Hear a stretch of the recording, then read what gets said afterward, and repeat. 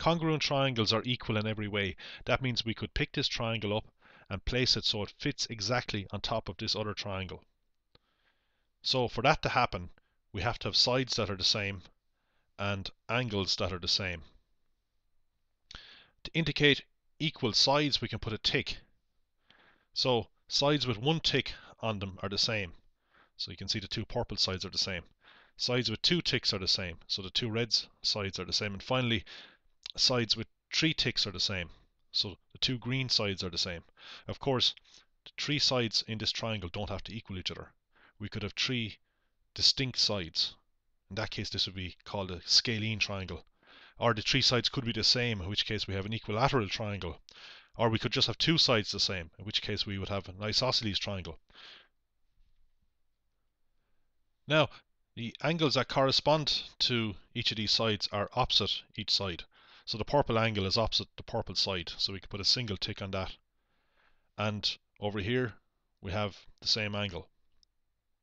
Similarly, we have a red angle with two ticks, it's opposite the red side, and the green angle with three ticks, which is opposite the green side.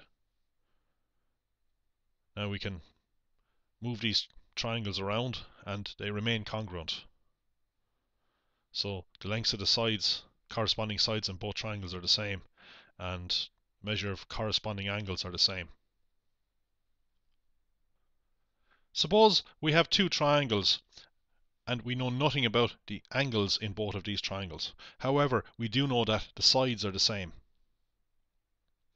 Now, this is one of the conditions for congruency. If each of the three sides of a triangle are equal to a side of another triangle, then the triangles are congruent.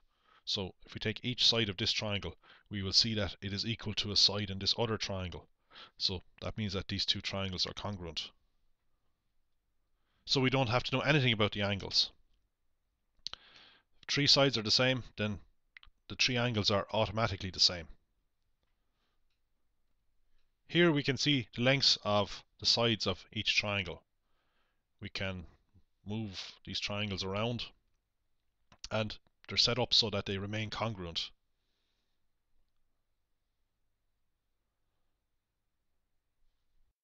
Suppose we are given this triangle here and we want to make a copy of it using only compass and straight edge. That means we want to make a triangle that is congruent to this triangle.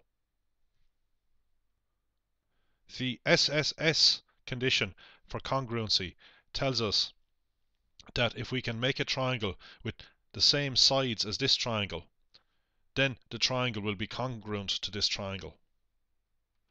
We can use a compass to make a triangle with sides equal to this triangle. The first thing that we do is draw a line. Then we pick a point on this line.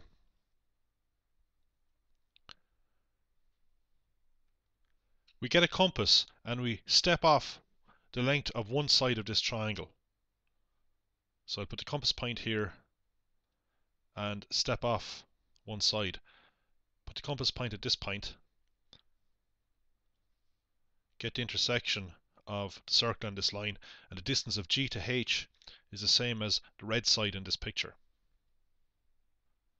Now I've put two ticks on it to indicate that it has the same length as this side of the triangle.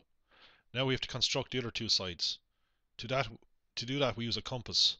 So we step off a circle whose radius has the same length as this side here. And we can center it at either end of this line.